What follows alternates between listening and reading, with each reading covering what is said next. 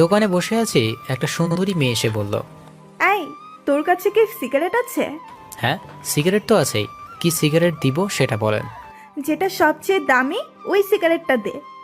আমিও কথা মতো সিগারেটটা দিলাম। সিগারেট দেওয়ার পর বলল, আগুন ধরিয়ে দিবে। আমি বললাম, আমি কেন আগুন ধরিয়ে দিব? আপনি খাবেন, আপনি আগুন ধরিয়ে নিন। তখন মেয়েটি বলল, তুই দোকানে নতুন নাকি? আগে তো একটা বয়স্ক লোক থাকতো। আমি নতুন হই আর পুরাতন তাতে আপনার কি? আর আমার সিগারেটের দাম দেন। তুই আবার আমার কাছে সিগারেটের টাকাও চাস? তুই আমাকে চিনিস? আমি হলাম মাফিয়া কুইন।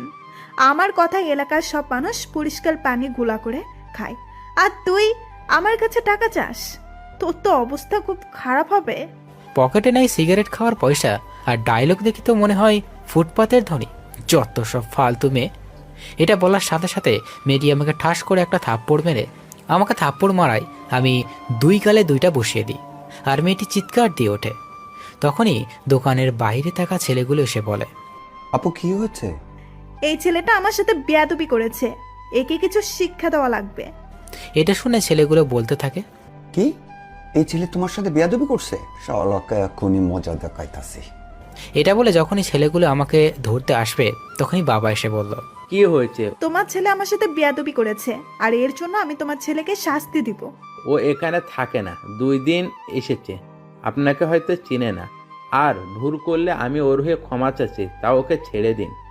ঠিক আছে, তুই ভালো মানুষ বলে তোকে ছেড়ে দিলাম, পরের বার সাবধান করে দিস, তা না হলে পরের বার কিন্তু অনেক পস্তাবে। ঠিক আছে মা, বলে দিব আমি। বাবা, তুমি ওর সাথে ওভাবে কথা বলছো কেন? আর সিগারেটের টাকাটা দিয়ে যেতে বলো। টাকা আমার কাছে পাই, আমি দিবানি।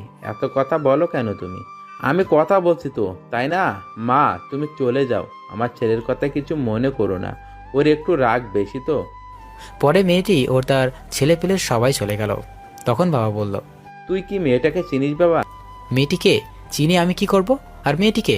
মেয়েটির নাম হলো সাইফাতুল আয়াত, অনেক জেদি এবং বদমেজাজি মেয়ে। তুমি তো মনে হয় শুনেছ শুভ মাস্তান এর কথা। ওই হলো শুভ মাস্তান এর হবু বউ। সেই জন্য কোনো ছেলে পেলে তার সাথে লাগতে আসে না, সবাই ভয় পায়। আব্বুর মুখে শুভ মাস্তানের নাম শুনে মনে মনে ভাবতে থাকলাম, মাস্তান হলাম আমি, আর আমি জানি না আমার হবু বউ। ও আচ্ছা, আমি বাবাকে জিজ্ঞেস করলাম, বাবা, শুভ মাস্তান থাকে কোথায়? তুই যেখানে থেকে লেখাপড়া করিস কুড়িগ্রামেই থাকে। তুই চিনিস না নাকি? অনেক খারাপ লোক, বুঝছিস? তবে শুনছি গরিবের কখনো কষ্ট দেয় না, বরং সাহায্য করে। শুধু ধনী আর অবৈধ ব্যবসা যারা